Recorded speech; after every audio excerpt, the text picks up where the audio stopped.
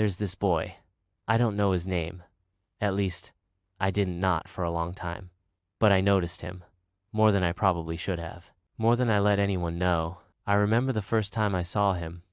Sitting alone during orientation week. Everyone else was buzzing, loud and full of life, making instant friends and laughing like they hadn't just been dropped into a brand new universe. But he sat on the edge, half hidden in the shade of a tree, clutching the campus map like it was a shield.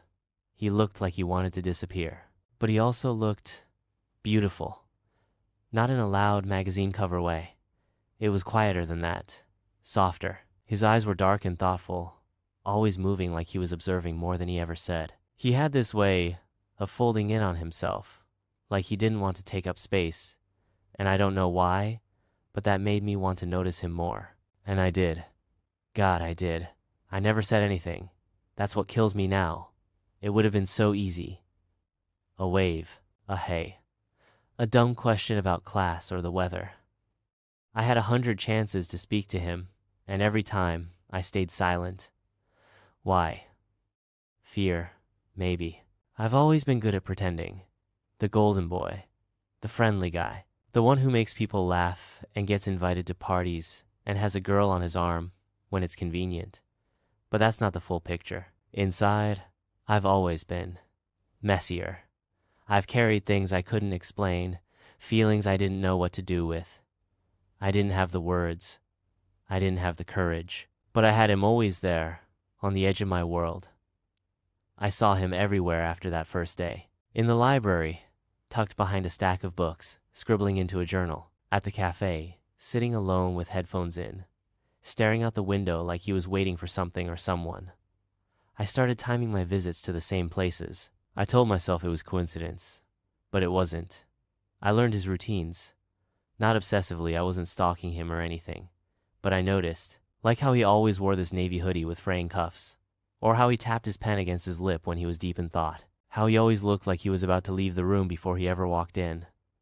Sometimes, I'd catch him watching me, just for a second. His eyes would flick away the moment I met his gaze, but something in me would stir like, maybe, just maybe, he felt it too. But we never spoke. I kept up the act. I dated girls, laughed loudly, joined clubs, played soccer, wore my life like a mask that fit a little too tight. And then I started seeing her Maya.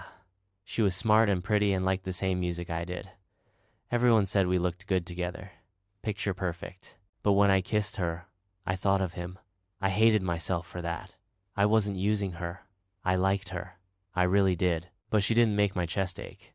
She didn't make my hands shake. She didn't make me write his name in the corners of notebook pages when I thought no one was looking. I started avoiding the places I used to see him. Then I started going again, hoping I'd catch a glimpse.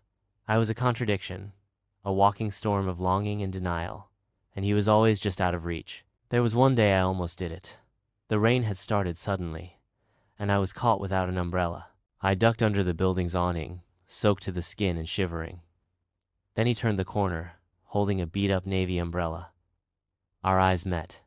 My heart stuttered. For a second, I thought he was going to offer it to me. For a second, I thought I'd say, "Hey, I see you.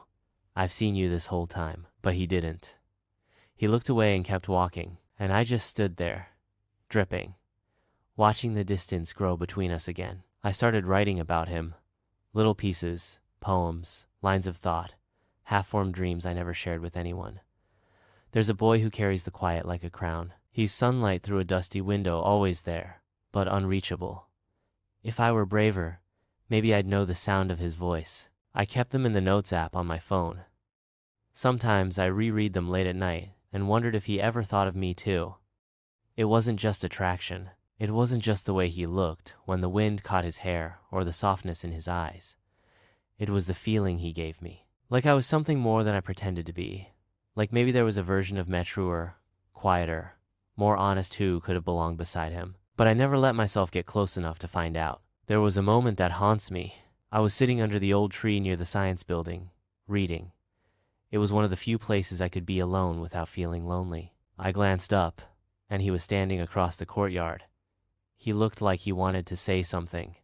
His eyes met mine. My heart pounded so hard I could hear it in my ears. And then he turned away. I don't know what I would have said if he'd come over.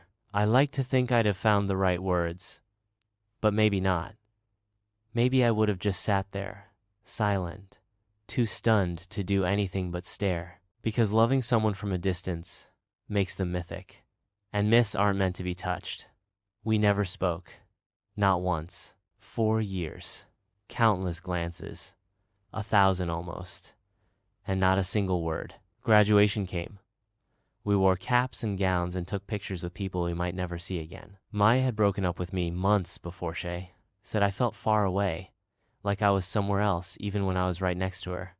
She wasn't wrong. I looked for him in the crowd. He was sitting a few rows ahead of me, his hands folded in his lap, eyes scanning the stage like he was already thinking of the next place he had to disappear to. He looked so small in that sea of people. But I saw him. I always saw him. I found out his name later after we graduated. I saw it in a tag on a mutual friend's post. I whispered it to myself like a secret. Liam. It felt right. Soft. Gentle. Like the person he'd always been in my head. I wish I had spoken to him. I wish I'd done anything to close the distance between us. But I didn't. I let fear and image and timing get in the way. I let the silence grow roots. And now he's gone. Sometimes, I wonder if he ever noticed me too. If he ever felt that tiny ache when our eyes met. If he ever sat up in bed at 2 a.m., thinking, what if? If he wrote about me the way I wrote about him, I'll never know. But I hope so. I hope he remembers me, even if only as a shadow that lingered on the edge of his world. I hope he thinks of me when it rains, or when he passes someone with a soccer ball slung under their arm, or when he hears a song that sounds like longing, because I loved him, quietly, from afar, with everything I never had the courage to say. And maybe, in another life, I did. Maybe there's a version of this story where I ran up to him during orientation and said, hi, where he smiled and said it back, where we sat under that tree and shared the silence between us until it turned into something else, something real. But not in this one. In this one, we were just two souls orbiting each other, close enough to feel the pull, too scared to collide.